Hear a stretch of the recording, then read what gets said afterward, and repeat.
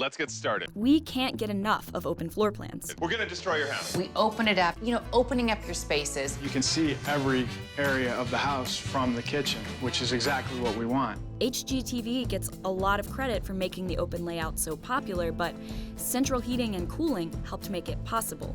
Air conditioning freed us from having to design for climate, and now it's got us trapped.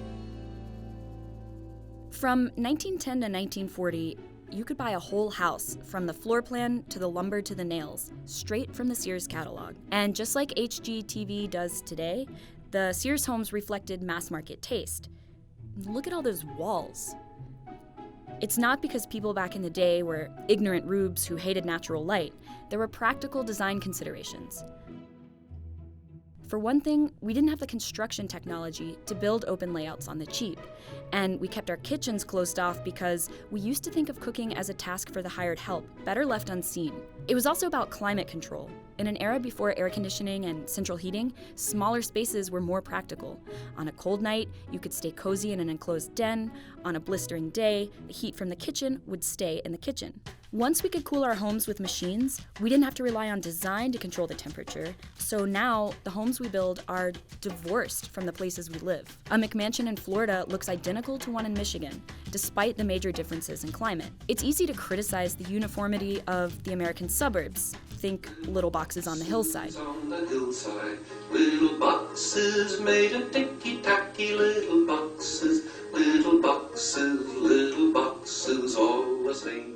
But is there anything actually wrong with them? Yes. These homes, with their wide open layouts and disregard for the local climate, need more energy to heat and cool.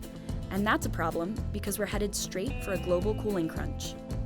The US uses more energy on cooling alone than the entire continent of Africa uses for everything. Right now, cooling uses 10% of the world's electricity. That number could triple by 2050.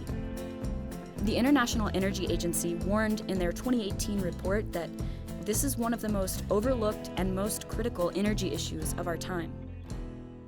The convenience of AC has caused us to forget some really brilliant old-school home design principles that kept our ancestors cool. To begin with, there is such a wide variety of architectural styles and floor plans that the buyer can usually find exactly what suits him best in the location where he wants to live. Take this early 1700s house in coastal North Carolina. The high open space here drew hot air up and out of the house, something called stack effect ventilation. Even the humble southern shotgun house was designed to stay cool. Its windows are aligned specifically to create cross breezes. Or to go even further back in time, over 1,500 years ago, builders in India developed structures called stepwells. As the water here evaporates, it cools the air around it. And they used lattices as outer skins for their buildings. They helped provide shade and diffuse the hot sun. This is the Pearl Academy in Jaipur, India. It was built in 2008, and its architect used those traditional designs to make a more energy-efficient, modern building. When it's 110 degrees outside, it's a relatively comfortable 80 degrees inside. So even though it's in a hot desert climate, the Pearl Academy relies on minimal air conditioning and for only 2 months out of the year. As the planet gets warmer, we can't ask people to live without air conditioning. But we can reduce our reliance on air conditioning. The other alternative would be to build thousands more power plants at massive financial and environmental cost. This is a problem we created, and it's a problem we can solve, partly through better design. We can turn to the thoughtful, passive cooling designs of our past. Thanks for watching. Swing by the comments with your thoughts, like, subscribe, and we'll see you next time.